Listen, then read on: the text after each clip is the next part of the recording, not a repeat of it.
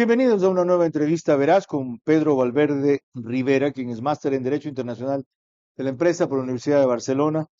Tiene cursos de especialización en Derecho Constitucional desde el 2008, de Gerencia Política y Gobernanza en la George Washington University en el 2007, Theory of Tools of the Harvard Negotiation Project, el Kennedy School of Government, tan atrás como en 1997. Abogado, miembro de la Inter-American Bar Association, que no es cualquiera, de la Inter-American Press Association. Pedro saltó a la palestra pública más cuando le tocó romper lanzas por el universo y en particular por la defensa de la libertad de expresión. Y con ese tema quisiera ocuparme por lo menos la mitad del programa, para luego tratar los otros en los cuales también le ha incidido en la coyuntura. Corte Constitucional, juicio político, consulta, tipo de constitución que tenemos, actitud del Ejecutivo frente a los problemas políticos acuciantes. El abogado Valverde Rivera es articulista regular de El Universo. Pero, miren, sobre la ley de comunicación, esta reciente nota nos pone en contexto las cosas.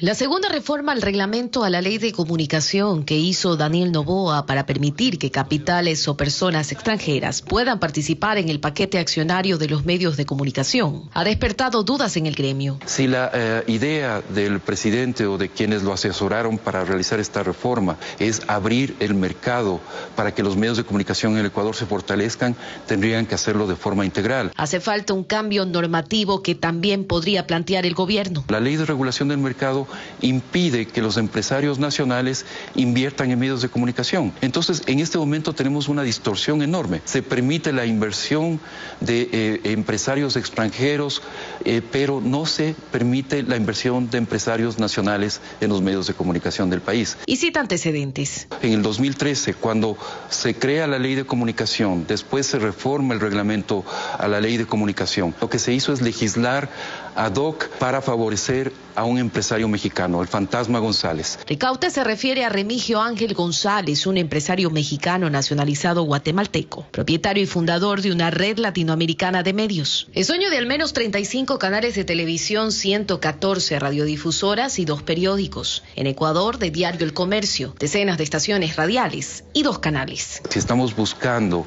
que extranjeros se apropien de frecuencias, de medios de comunicación que ya están establecidos, porque son incómodos al poder, estamos ante una gravísima amenaza a la libertad de expresión. Para mí era novedad, porque la tolerancia del gobierno en general, salvo 2 o 3 salidas de tono inadmisibles de 2 o 3 funcionarios de segundo nivel, ha sido notable, especialmente ya no con quienes lo critican, sino lo insultan al jefe de Estado todos los días en los peores términos, como sucede en los Estados Unidos con Trump. Bienvenido, abogado Pedro Valverde. Para mí es una novedad que la ley de comunicación todavía represente un peligro, y lo entendí cuando usted publicó 3 artículos seguidos en El Universo sobre eso. ¿Por qué? Gracias, Carlos, por esta oportunidad y un gusto estar aquí. Lo que pasa es que en el gobierno de Rafael Correa se estableció un andamiaje para forzar a la prensa independiente o a alinearse o a irse.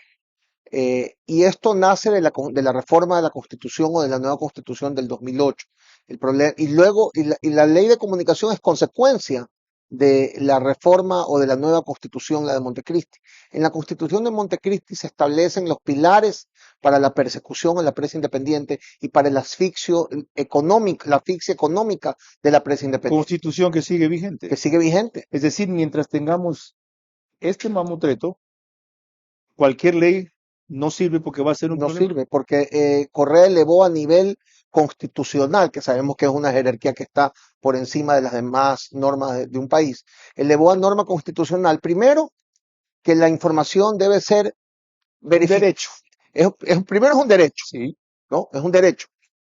Y el derecho es la libertad de expresión, no la correcto. comunicación. Es Correcto. un derecho. Por lo tanto, es regulado por el Estado. Por lo tanto, tiene que haber una ley de comunicación.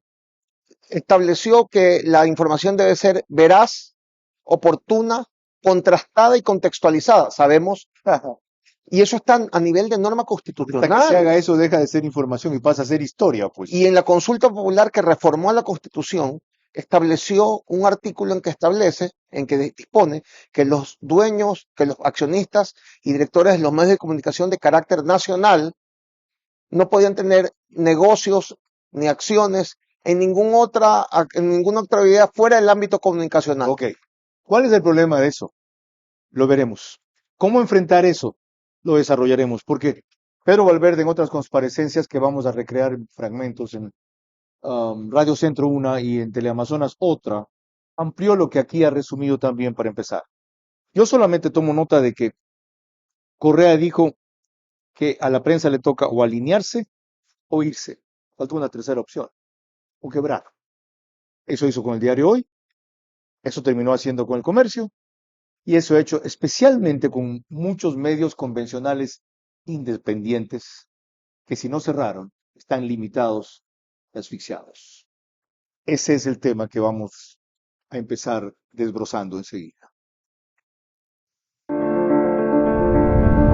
Hago periodismo político desde 1975 y de opinión desde 1978. En ese género cabe ser pluralista, pero no imparcial. Mi experiencia en la búsqueda de democracia exige dejar fuera a quienes la dinamitan y criticar a quienes la construyen para que el modelo sea veraz. Respondo aquí por lo que opino. Mis invitados por lo que expresan. Nada de eso compromete o representa a este medio. Una entrevista veraz es la mejor forma de conocer la verdad. A eso los invito. Ahora. Este espacio veraz llega a ustedes gracias a Banco del Pacífico, Casa Warner en Guayaquil, Docterra Macrolotes, Hospital Clínica Dr. Trino Andrade, Bankers Club.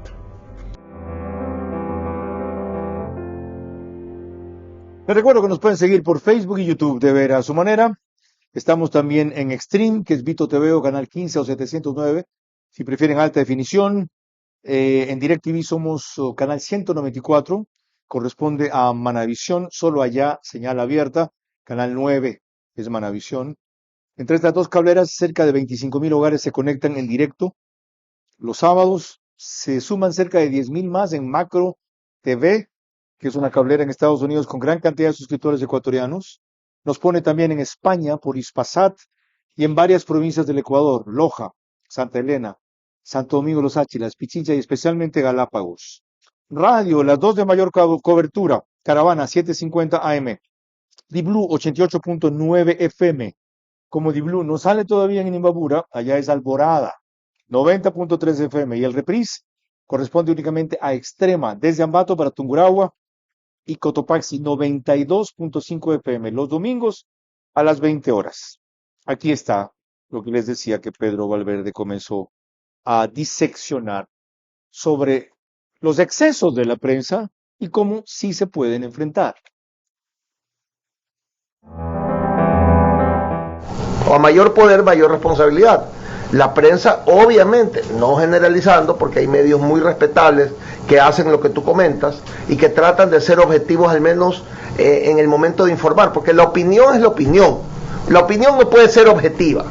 Me cae bien o me cae mal el político, estoy de acuerdo o estoy en contra de las ejecutorias de un gobierno, pero la información sí debe ser objetiva, más allá de que como es hecha por los seres humanos, tiene margen de error, porque los seres humanos tenemos un sesgo. Sí, la prensa tiene excesos, estoy de acuerdo, y hay medios que no dan la réplica, que tienen sesgo y que pueden hacer además mucho daño, pero la solución frente a todos esos excesos, hay dos salidas, la primera de hecho y la otra de derecho. De hecho, cambio el dial, dejo de seguir, dejo de comprar. Esa es la mejor salida y es el más grande castigo para para un medio que no hace su trabajo o que tiene sesgo o que lejos de informar de manera seria se convierte en un medio de desinformación. Y la legal o la segunda opción es ir a la justicia, porque la prensa no es ajena a la obligación de responder frente a la justicia por los excesos que comete.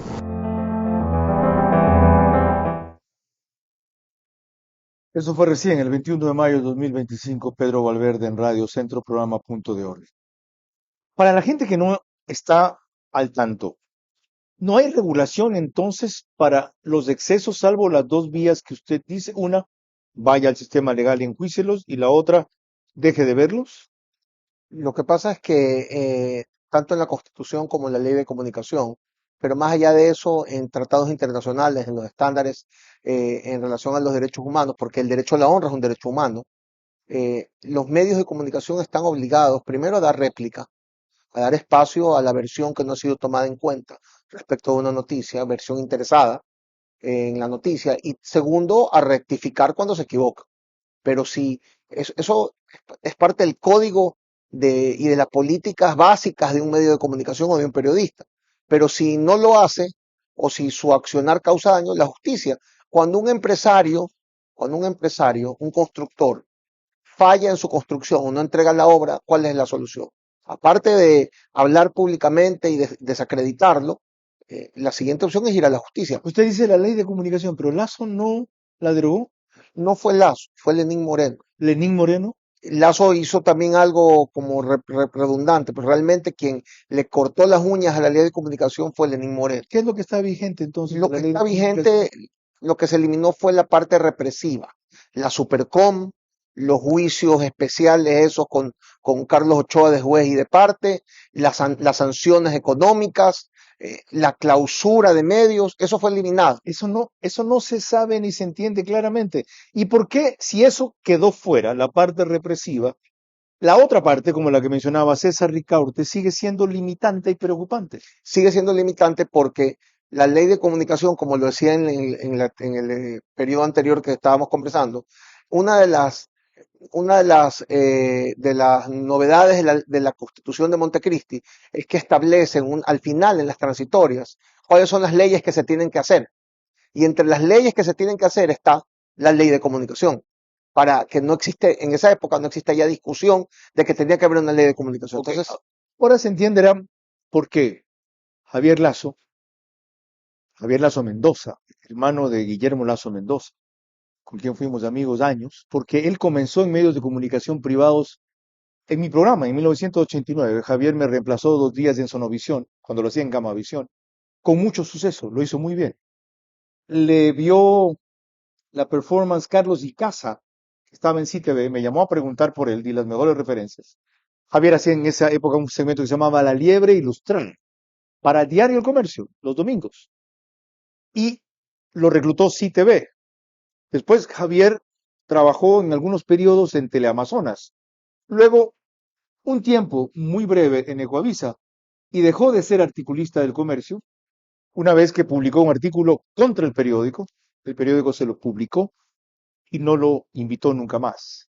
Desde ahí, él tiene contra la prensa en general, no solo contra ese diario, una actitud absolutamente contraria.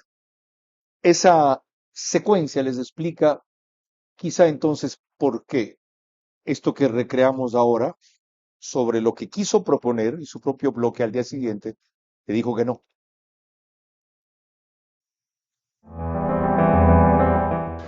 Otra vez el correísmo tiene intenciones de regular a los medios de comunicación con una ley, como lo hizo el gobierno de Rafael Correa en el 2013. El anuncio lo hace Javier Lazo, asambleísta electo del Movimiento Revolución Ciudadana, en una entrevista con un medio digital.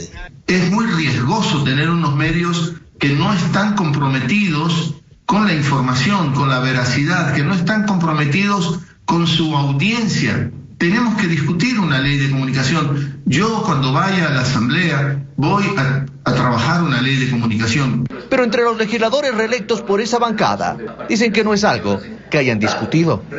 No es ninguna postura de bancada, no es ninguna postura como movimiento político. Nosotros siempre respetamos la libertad de expresión. No descartan, sin embargo, que sí se debatan otro tipo de regulaciones. Yo creo que hay que ir ajustando temas como por ejemplo lo de las redes sociales, que es fundamental, ¿no es cierto? Ya en esta campaña electoral hemos visto cómo una billetera y un poder ha podido llevar adelante una campaña descomunal frente al resto. En Pachacutic, que llegará con 9 legisladores al nuevo periodo, dicen que una ley de comunicación no es parte de su agenda. Pachacutic siempre está por la garantía de la libertad de expresión, además de la libertad de información con transparencia, con veracidad.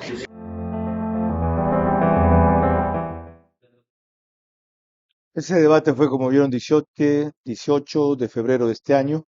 Y Franklin Samaniego, qué cínico que es, habla de una gran billetera en la campaña, cuando lo que antes se sospechaba ahora se ha probado, que la gran billetera ha sido de los millones del cartel de los soles a través de Maduro. Ok, pero volviendo a lo central ahí, aquí está lo que a usted le preocupaba. Quieren, atendiendo a la transitoria de esta Constitución, armar una nueva ley de comunicación. Yo creo que quieren reformarla porque la ley de comunicación está vigente. Lo que pasa es que la ley de comunicación tiene varios capítulos y la parte represiva fue eliminada. ¿Y cuál es la preocupación de que la reformen?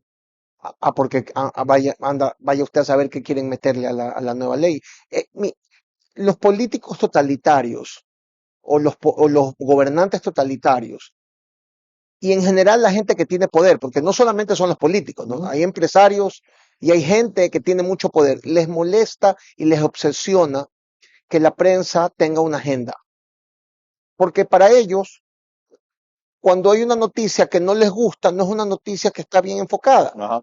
Ellos tienen una obsesión por decirle al periodista qué es noticia, exacto, qué no es noticia, cuál es el lado de la noticia importante, cuál es el lado que no es importante, cuándo debe estar en portada y cuándo no debe estar en portada. Exacto, ya se vio lo que insinuó Javier Lazo. Entonces, se quiere determinar lo que es información, lo que es veraz. Y tienen en la punta de la lengua que sea transparente, que sea objetiva, que sea contextualizada. Es decir, no solo quieren imponer su agenda, sino su visión. Su visión. Entonces, alguna vez un cliente mío, muy amigo, les decía, oiga, pero venga, siéntese de una vez en la redacción y usted maneja el periódico. Ya, pero no es diversa. La agenda que impone o promueve la prensa, prioriza, como quiera que se la llame, no responde también a sus intereses económicos, a sus taras ideológicas, a sus sesgos personales. ¿Quién dice que es una agenda independiente? Probablemente hay esos casos.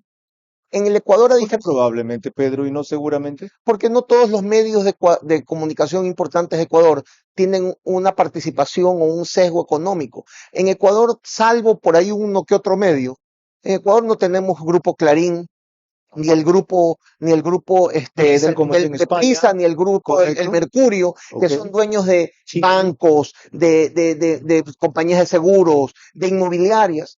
Aquí la mayoría de los medios de comunicación se dedican a eso. Los grandes dueños de los medios de comunicación básicamente se dedican a eso. Entonces, no solo ahora. Históricamente. Exactamente, y eso es lo que casi acaba con su negocio. Y de ahí el discurso de Rafael Correa de los grandes monopolios. Era un monopolio, un discurso bonito que se lo debe haber dado los famosos españoles Viciano, el otro que vinieron de la Universidad de Valencia, o a lo mejor de Argentina, de Kirchner. Pero aquí, ¿cuáles eran los grandes monopolios? No existían. ¿Cuál es el problema entonces? Y sí, la prensa es un negocio, debe ser un negocio, es legítimo ese negocio. Lo trataremos con Pedro Valverde Rivera al volver, porque apenas hemos empezado a hablar de ¿es una guadaña ahí latente? La ley de comunicación. Si sacó la parte represiva, ¿por qué sigue siendo un peligro? Lo examinamos al volver.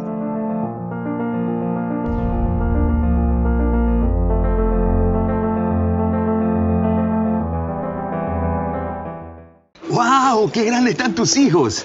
Uy, ¿y la empresa cómo va? Gracias. Bueno, ahí vamos. Tratando de crecer.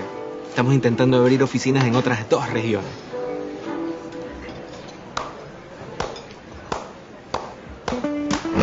Con aplausos no crece tu empresa, crece con dinero. Por eso creamos la nueva Banca Pyme. Créditos para impulsar el crecimiento de tu negocio. Solicítalos en Agencias Banco del Pacífico. Tu banco.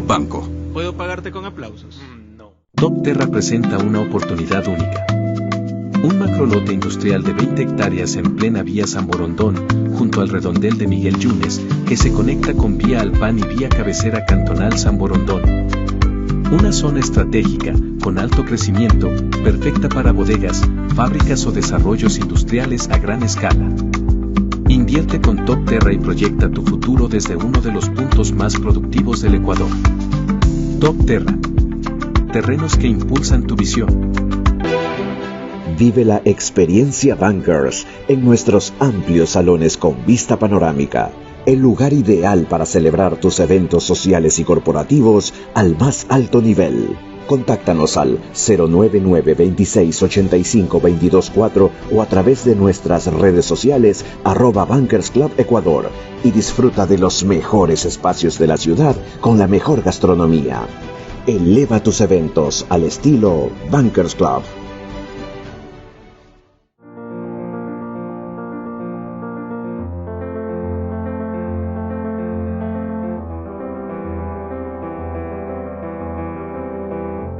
Recuerdo que esta entrevista verás de todos los sábados a las 22 horas es posible gracias a nuestros auspiciantes, Banco Pacífico, Casa Warner en el Policentro, hasta octubre, aprovechen.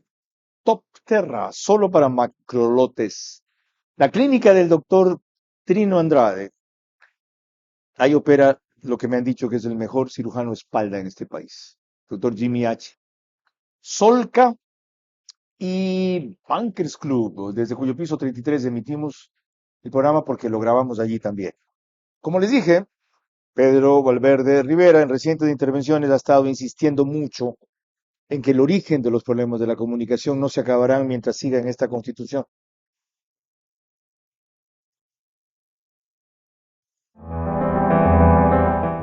Las nuevas generaciones crecieron con la Constitución de Montecristi. Y es que hay que recordar, porque hay una frase que no sé de quién sea, que el que no conoce su historia, la historia está dispuesto a está condenado a repetirla. Ya. ¿Por qué la Constitución tiene todo un desarrollo en torno a la comunicación? Primero, la comunicación la vuelve un derecho, cuando la comunicación no es un derecho, el derecho es la libertad de expresión. La vuelve derecho para luego tener la obligación de regularla. Y luego, en las transitorias, establece la obligación de que haya una ley de comunicación.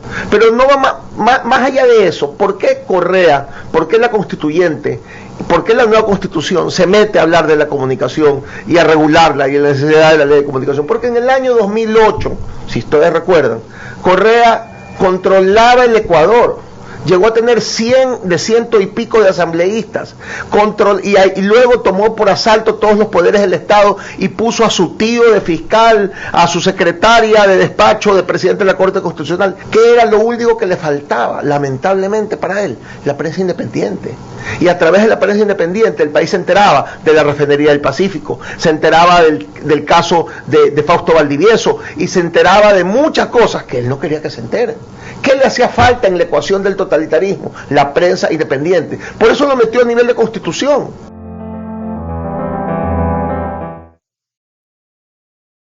Pedro Valverde, que también es constitucionalista, de ahí entiendo yo que no queda más que reformar o cambiar la constitución, una constituyente, para que ese peligro latente que está allí desaparezca.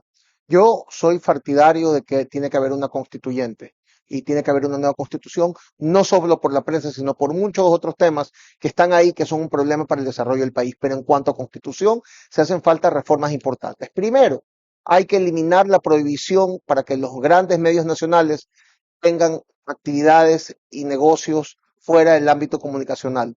¿Para qué? Para permitir inversión del sector privado no comunicacional en los medios, que en esta etapa de transición al mundo digital necesitan dinero. Primero. Segundo, para que los dueños de los medios puedan tener otros negocios prósperos que permitan apuntalar al medio. Primero, uno. Dos, se ha eliminado ya el financiamiento del Estado a las campañas políticas y a los políticos. Me parece fabuloso. Pero le falta algo importante. Todavía está la disposición constitucional, debe ser la única en el mundo, que específicamente prohíbe que los políticos pauten en medios de comunicación. Claro, lo que pusieron la prohibición para decir que iban ahora sí a distribuir la pauta de manera equilibrada desde el Estado, porque Correa sí era el único que podía pautar. Acuérdense, los candidatos de oposición tenían un cuadrito en horarios de 9 de la noche en adelante en los canales de televisión, en las franjas famosas, ¿ya?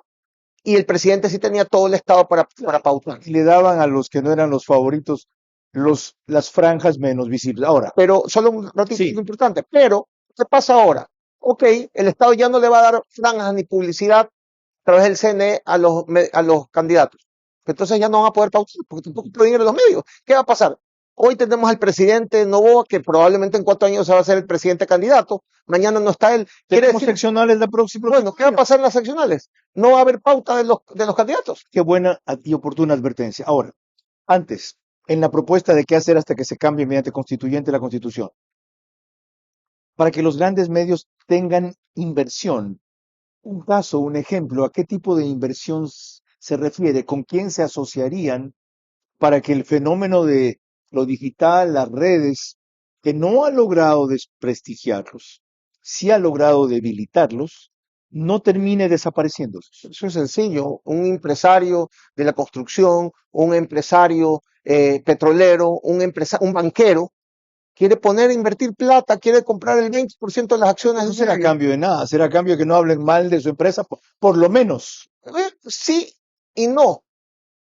Pero si un empresario quiere invertir en un medio de comunicación, no puede. Porque si invierte, tiene que desinvertir en su negocio. ¿Hay empresarios que quieren hacer eso?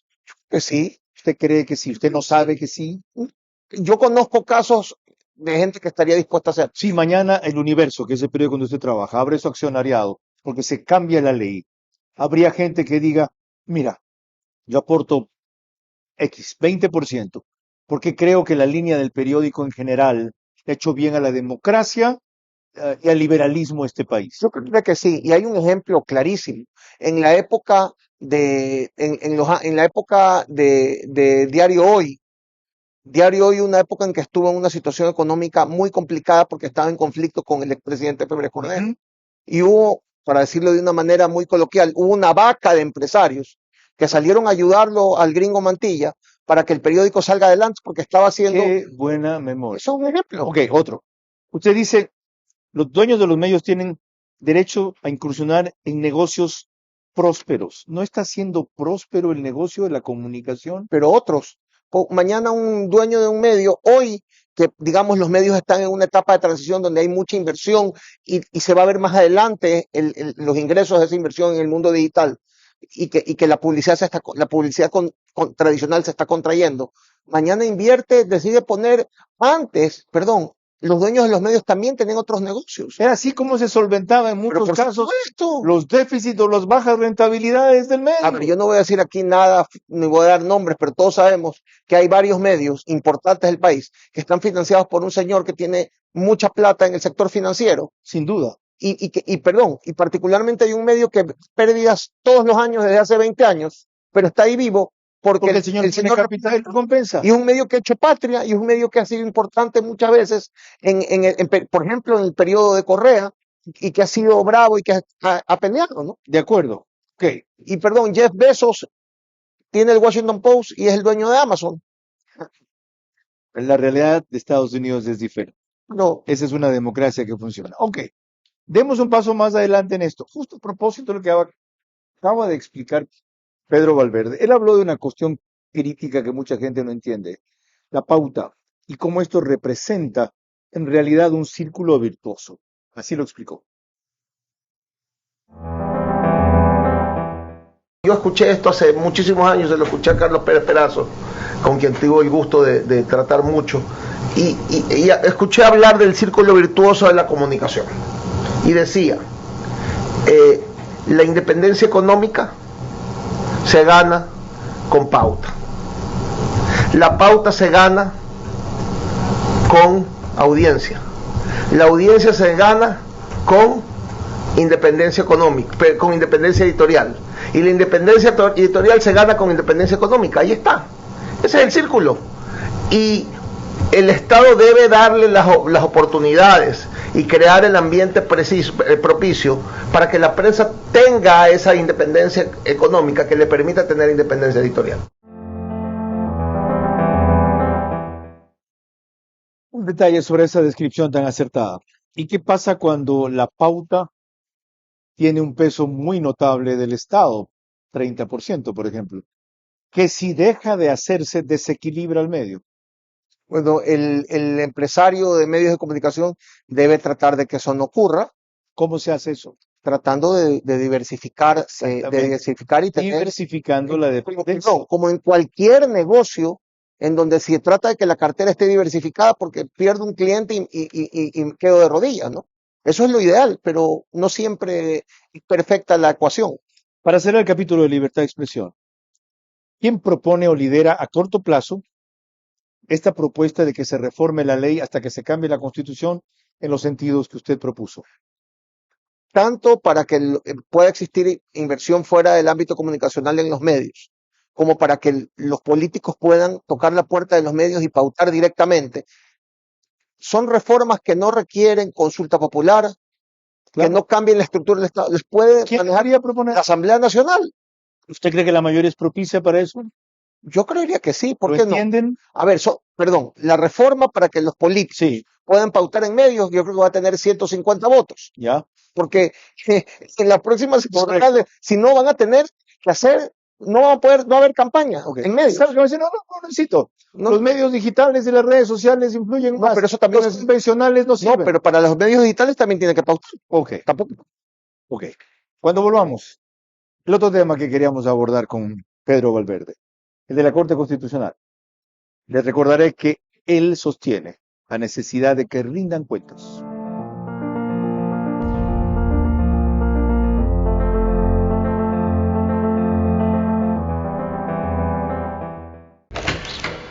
Hoy, las puertas a mundos épicos están abiertas en Guayaquil. Entra a la casa oficial de tus personajes favoritos: Harry Potter, Batman, Friends, Superman y más. Nunca antes visto. De Hollywood a Guayaquil, Casa Warner está abierta por tiempo limitado. Compra tu entrada en ticketshow.com.es o en Policentro. Casa Warner, la casa más épica. Mi nombre es Adolfo Dammert, soy presidente de la Liga contra el Cáncer de Perú y también presidente de la Asociación Latina Ibérica contra el Cáncer. Engloba instituciones de España hasta América Latina, incluido Solca, por supuesto. Estoy sorprendido de los avances en la detección y tratamiento de cáncer que tienen acá ustedes en Solca. La verdad son un ejemplo para América Latina, sus estándares son sumamente altos. Ustedes han avanzado mucho desde esta parte, haciendo un enorme bien a la sociedad guayaquileña y a todo Ecuador finalmente. Ojalá pueda llevar algo de esta experiencia a Perú, a la Liga contra el Cáncer allá. Yo soy Aldo Berti, médico neurocirujano, director médico del Instituto de Gamma Knife del Pacífico en Lima, Perú. En mi visita veo los estándares del primer mundo, veo los protocolos, veo también la aprobación del Joint Commission americana, extremadamente exigente para todos los procesos que se realizan en un hospital. El departamento de radioterapia, inmaculado. El departamento de generación de productos radioactivos, también. El PET scan de primera, las salas de operaciones y salas de hospitalización y la emergencia, así como cuidados intensivos, todos protocolizados, estandarizados y con un personal extremadamente bien entrenado y además de ser muy cortés en la forma como nos han recibido. Les agradezco mucho, los felicito. Llevamos un buen ejemplo de ustedes y pensamos que podemos aplicar lo aprendido hoy en nuestro país. Muchísimas gracias.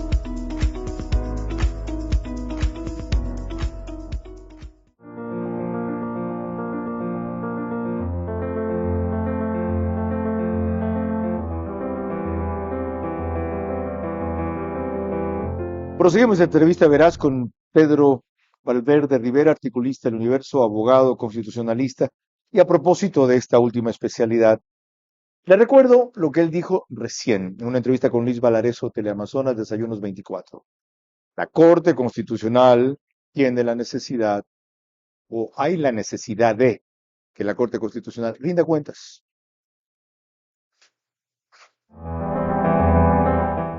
Yo quiero ir un poco más allá. Yo creo que el Ecuador debe, en los temas importantes, tomar decisiones no con la calentura del momento, sino con lo que realmente necesita el país. Y la gran pregunta es, los señores miembros de la Corte Constitucional, que tienen un origen político en su designación, que reciben fondos públicos, que están investidos de autoridad pública, que gozan de unas prerrogativas que ni usted ni yo tenemos porque son inherentes al cargo que usan. ¿Por qué razón no tienen que rendir cuentas políticas al país? ¿Por qué son los únicos que no rinden cuentas? ¿Por qué la Corte Nacional de Justicia sí tiene el Consejo de la Judicatura respirándole en la nuca y la Corte Constitucional hace y deshace? Y no me refiero a sus fallos. Yo estoy de acuerdo que la Corte Constitucional no puede ir a juicio político para tratar de virar sus resoluciones judiciales. En eso estoy de acuerdo. Y de ahí discrepo de quienes consideran que los fallos de la CIDH en casos anteriores tienen que ver con este tema. La Corte Constitucional tiene que rendir cuentas políticas. Eso fue el 20 de agosto recién. Sea más claro, tiene que rendir cuentas políticas, pero no sobre sus fallos. Hace y deshace. Entonces, ¿ir a juicio político en la Asamblea sí o no y por qué?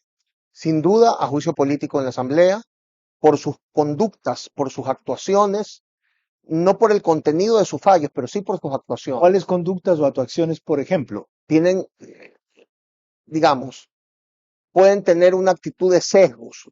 Por ejemplo... No pueden tener, siempre tienen una actitud de sesgos. Sí, pero tienen una agenda política, por ejemplo, que se nota en acelerar ciertos casos y no acelerar otros, en conceder audiencias a unos y no conceder audiencias a otros, o en emitir un fallo en derecho en contra de norma expresa constitucional, como por ejemplo el matrimonio igualitario.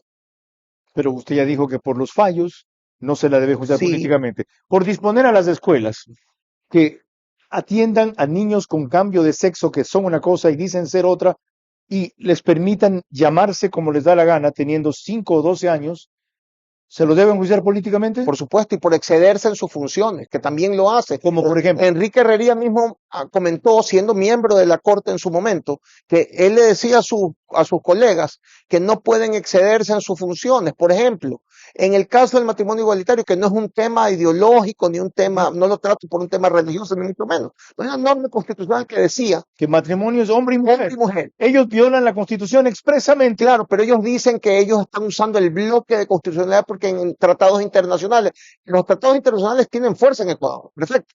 Si es que en la ley ecuatoriana el tema es gris, si es que en la ley ecuatoriana no dice nada al respecto, pero con norma expresa, no pueden. Ahí es cuando prevalecen los tratados internacionales sobre lo que dispone o no dispone la Constitución. Ok. ¿Debe entonces decirse que sí a la consulta del presidente sobre ese punto? Yo voy a votar que sí. Pero no por 77 votos. Y eso tengo que verlo al final, cuál es el producto final. Yo creo que debería ser las 2/3 partes. Y las causales deberían ser muy puntuales. Debería ser digamos, es un tema que se puede desarrollar, pero primero cuando actúan contra ley o contra constitución expresa, cuando exceden del ámbito de sus funciones o cuando cometen delitos en el ejercicio de su actividad. Por ejemplo, cuando le ordenan, disponen al Ejecutivo que integre una comisión interinstitucional para que determine políticas públicas contra la inseguridad.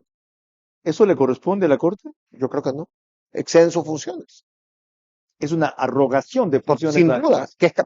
Arrogación de funciones que sí es causal para juicio político un presidente de la República que es político y que tiene una actuación política, y no para un tribunal que se supone que debería dedicarse a administrar la justicia y a controlar la constitucionalidad de los actos públicos. Está tomando una atribución que no le corresponde. Sin duda.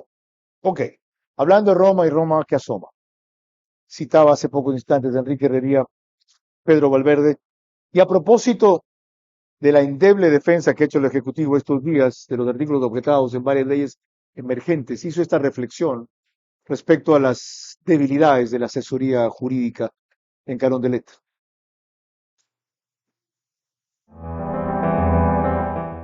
porque los proyectos de ley adolecían de vicios de inconstitucionalidad. Para referirnos solamente a lo formal, afectaban el principio de unidad de materia que está establecido en la Constitución para todas las leyes, no solamente para las de urgencia económica, sino también para las de trámite ordinario. Y eso ahí es producto de una mala asesoría jurídica. El presidente de la República no tiene por qué conocer, a pesar de que dice en la disposición normativa que la ignorancia de la ley no excusa a persona alguna, pero ese es un principio general, pero ni siquiera los propios abogados, los que nos dedicamos a litigar y al estudio del derecho, conocemos todos los cuerpos normativos. Más aún un presidente de la República que no tiene esa especialización. Por lo tanto, lo deseable sería que el presidente tenga en su entorno abogados con experiencia y además que tiene la obligación moral de decirle al señor presidente, este no es el procedimiento adecuado. Parece que eso no ocurre, no lo asesoran debidamente. Y cuando llegan esos cuerpos legales, como hemos visto en la Asamblea Nacional, en ese momento lo empeoran. ¿Cuál es la consecuencia? Absolutamente predecible. Si uno revisa los precedentes de la Corte Constitucional, iban a dictarse estas medidas cautelares sobre la parte nuclear de esos proyectos. Es decir, ya no abonan a la intención del presidente del combate frente al crimen organizado. ¿Coincide usted con ese análisis breve que hizo Enrique Herrería a FM Mundo? Totalmente.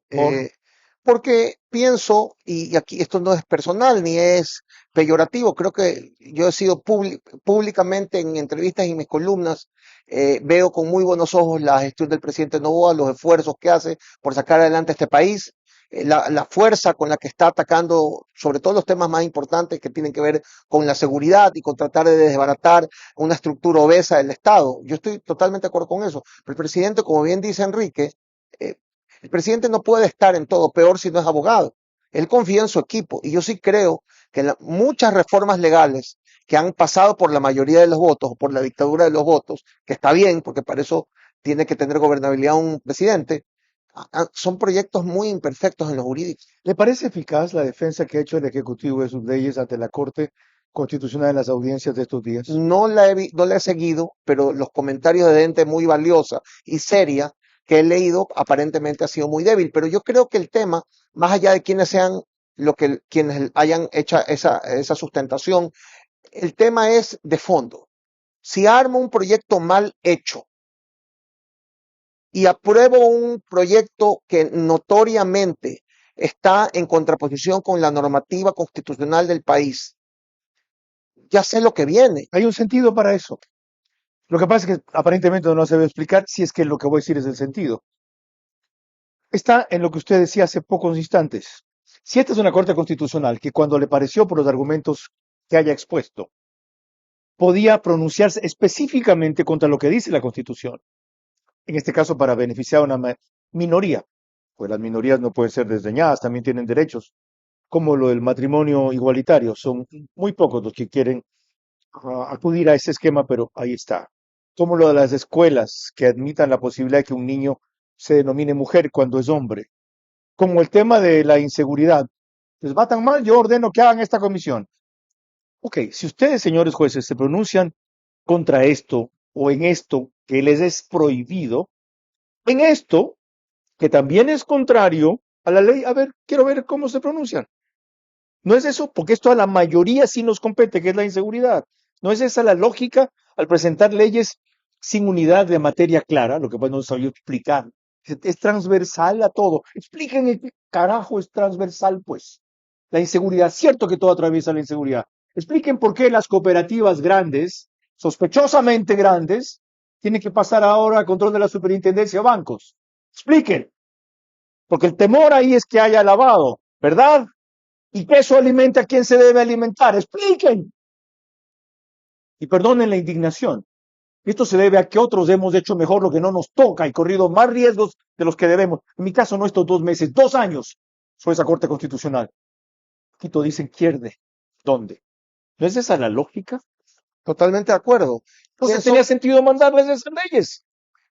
Yo personalmente hubiera evitado llegar a la Corte Constitucional y hacer leyes bien hechas. Yo creo que sí hay errores que dan pie a que se presenten estas demandas y a que eventualmente una Corte que a lo mejor no tiene voluntad de dejar pasar estos temas por el beneficio del país y ya tienen además un enfrentamiento, me parece innecesario, porque la reforma a la Constitución, la consulta popular para que haya juicio político es suficientemente fuerte como para hacer más cosas como las caras de los magistrados y las marchas. Eso es político, yo no lo cuestiono, creo que era innecesario en mi opinión, porque si mañana los controlo ya está. Ok. ¿Verdad? Cuando volvamos, una última reflexión reciente de Pedro Valverde que a mí me sorprendió y me halagó, porque él dice algo que he venido repitiendo. Entonces, yo no soy jurista, no soy constitucionalista, no soy vaca sagrada, no soy eminencia en derecho, un formador de opinión más. Y lo dijo este señor. ¿No lo creen? Ya lo van a ver.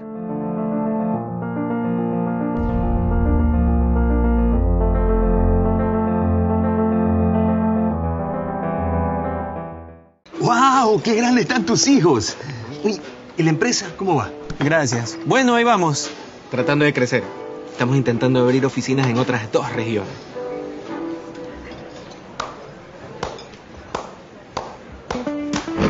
Con aplausos no crece tu empresa, crece con dinero. Por eso creamos la nueva Banca Pyme, créditos para impulsar el crecimiento de tu negocio. Solicítalos en agencias Banco del Pacífico. Tu banco. ¿Puedo pagarte con aplausos? Soy el doctor Jimmy Hachi, neurocirujano. El día de hoy operamos un paciente con un tumor cerebral que se encontraba involucrando el área que controla los movimientos del cuerpo, razón por la cual lo operamos al paciente despierto. Esto nos permite poder monitorizar la parte neurológica del paciente mientras sacamos el tumor. Nos apoyamos de tecnología. El neuronavegador nos permite ver la tomografía en tiempo real. De esta manera nosotros podemos saber en qué parte exacta estamos del tumor para poder sacar el tumor sin afectar el cerebro. El estimulador cortical es un dispositivo que emite corriente sobre el cerebro. Mientras nosotros estimulamos la corteza cerebral, el neurólogo le pide al paciente que haga ciertas actividades como mover el brazo, hablar, le hace preguntas. De esa manera vamos desarrollando toda la cirugía hasta alcanzar la resección total del tumor. Esta cirugía se llevó a cabo acá en la clínica Dr. Trino Andrade. Esta tecnología nos permite tratar este tumor o incluso tumores más complejos. A las 22 horas. El gobierno americano, más allá de ser un negociador comercial, está buscando consolidar relaciones en la región y obviamente con el Ecuador. De lunes a viernes y domingos. Trump no vino para mover un poco las piezas, él vino para patear el tablero y hacer unas nuevas reglas. Entrevistas que hacen historia. Entonces lo que tenemos que hacer es el gran debate nacional que coincido contigo. Entonces vamos al cambio, sustitución de capítulos enteros de la Constitución. Y preguntas que abren caminos. ¿Cómo comprar los medicamentos que sí hay enseguida? Y no armar un problema peor. Concentrar todo en Quito y no mandar, o mandarle al hospital los que no necesitan. Era a su manera. Lunes a viernes y domingos a las 22 horas. Por Facebook y YouTube. RTU. Radio Sucesos. 101.7 FM. Vito TVO. Extreme Canal 15 y 709 HD. Manavisión Canal 9. Manaví DirecTV 194. Radio Centro. 101.3 FM.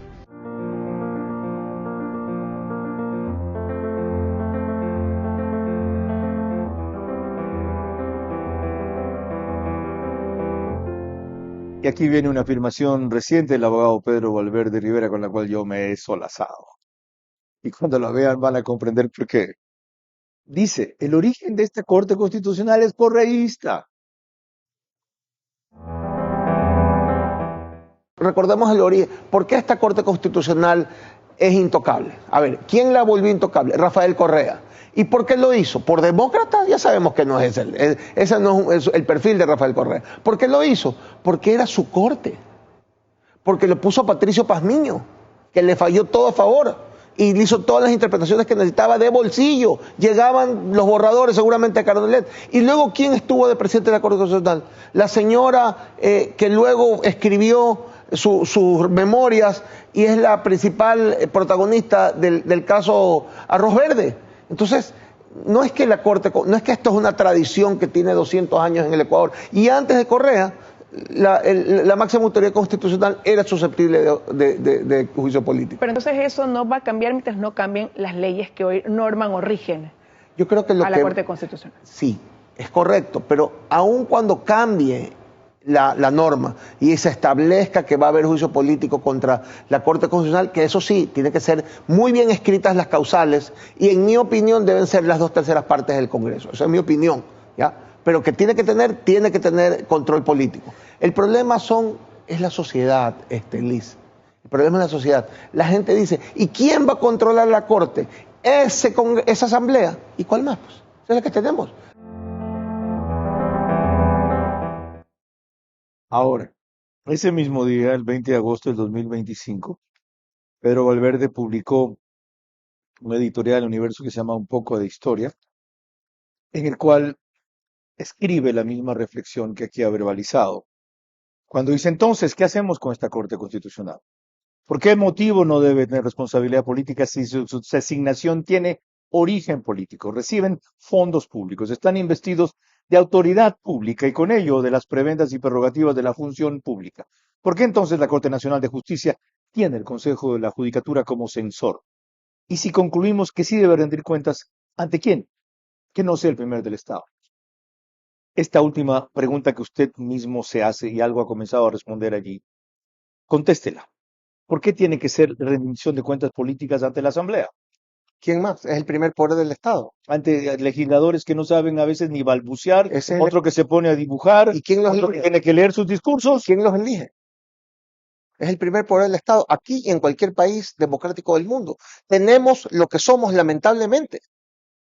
Ese es un problema nuestro. No nos gusta esta Corte, la anterior tampoco.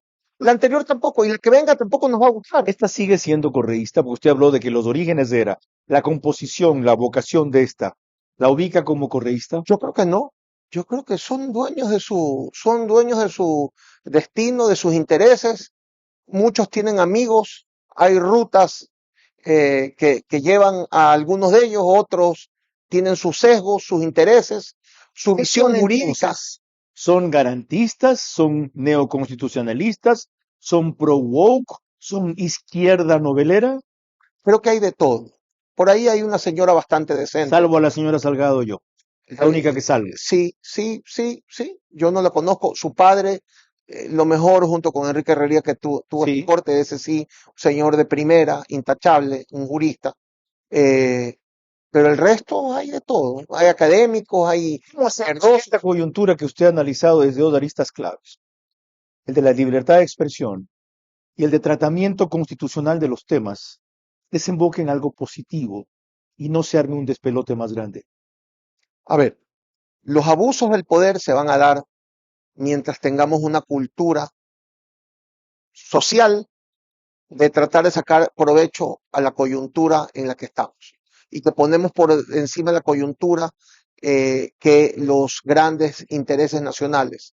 Las políticas de Estado que siempre decimos que deben existir, no existen políticas de Estado. Llega el nuevo gerente de una institución pública y cambia todo. Llega el nuevo gobierno y cambia todo. Nada sigue, todo cambia. Llega la nueva asamblea y cambia todo. Es un tema cultural, y perdón. Y es que esto no solamente está en el sector público.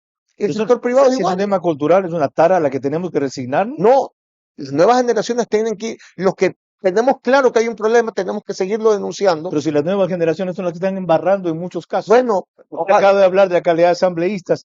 Vean los 5 que se ha ensayado en el Ministerio de Salud, llenos de PhDs y carentes de conocimiento. Esperemos que llegue un punto ¿Por qué esperemos? ¿Por qué no hagamos? Porque estamos haciéndolo aquí desde nuestras trincheras. Es lo único que nos queda. Nosotros sí, y tenemos un presidente que está haciendo un gran esfuerzo, joven, con la inteligente. De la prensa? Yo creo que sí. ¿Usted ve que el presidente, el gobierno respete la libertad de prensa? Yo creo que sí, que cuando la gente pisa la alfombra roja se marea un poco, eso es indiscutible. usted lo tiene que haber visto mucho más que yo por la trayectoria periodística que tiene. Lo pero sufrí. La gente se marea con el poder, pero creo que de alguna manera este gobierno ha demostrado que sí escucha, sí le importa lo que dice la prensa. He visto cambios de rumbo en ciertos temas. Lamentablemente al presidente le falta equipo, eso hay que decirlo. Ojalá que en el camino vaya ajustando tuercas, vaya cambiando jugadores y vaya mejorando el país. Abogado Pedro Valverde Rivera, gracias por su importante análisis y reflexión sobre dos temas cruciales que son pilares para la democracia en este país: libertad de expresión y política constitucional, corte constitucional, consulta, legislatura, confrontación de poderes, etcétera. Ojalá sus reflexiones y sus invocaciones no caigan en saco roto. Él dice que se mantendrá desde la trinchera de opinión y cree que desde el periodismo libre e independiente no nos queda más que hacer. Estoy de acuerdo. Persistir, insistir. Uno es ninguno en comunicación. Tanto va el agua o la gota al cántaro que se rompe. Y en el tema de libertad de expresión, quiero recordar el lema que no sé si siga figurando en el machote del Universo, en la página editorial de que era Luis de Bonal, desde que leo ese periódico y soy de 8 o 9 años y llegaba en avioneta a Bahía de Caracas. Y lo primero que quería mi padre, junto con el olor de tinta del periódico, era el olor de café de la mañana. Para los abusos de la prensa, algo así, hay un límite en las leyes. Para el silencio de la prensa no hay ningún remedio. Nunca lo olviden. Y sobre todo, que no se desentienda la urgencia que Pedro Valverde ha retomado a través de varios artículos, presentaciones y entrevistas como las que hemos repasado aquí, de hasta cambiar la Constitución, que pone la comunicación como lo que no es. El derecho es a la libertad de expresión, no a la comunicación. Emprender las reformas urgentes que a los pocos medios libres, críticos, independientes y prestigiosos que felizmente quedan en este país, le permitan oxígeno, crecimiento y servicio frente a la avalancha de la novedad de las redes sociales, de cualquier medio digital que por tener una mecánica digital se llama medio, y de otros que han buscado un vericueto para hacer lo que les está prohibido, defendiendo lo que siempre defendieron. La libertad de expresión fue un pilar fundamental para el triunfo del presidente Daniel Noboa. Muchos nos la jugamos por esa opción frente a la otra que no era opción, sino el fin.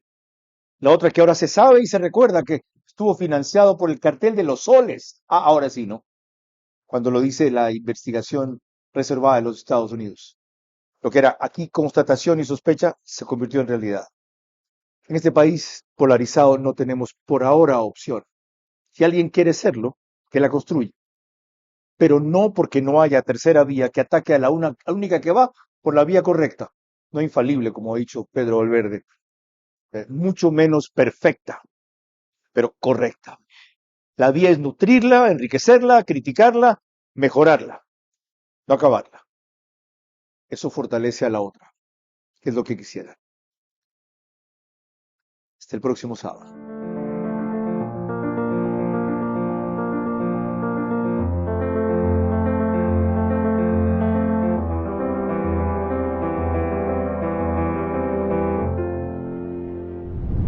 Este espacio veraz llegó a ustedes gracias a Banco del Pacífico, Topterra Macrolotes,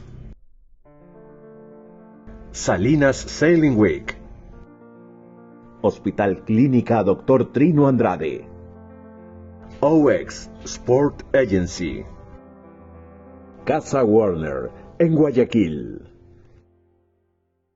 Bankers Club. Transmisión simultánea, Vito TVO, Manavisión, Macro Digital Televisión, Caravana 750 AM, Tiblu 88.9 FM, Alborada 90.3 FM Imbabura, Extrema 92.5 FM en Tungurahua y Cotopaxi.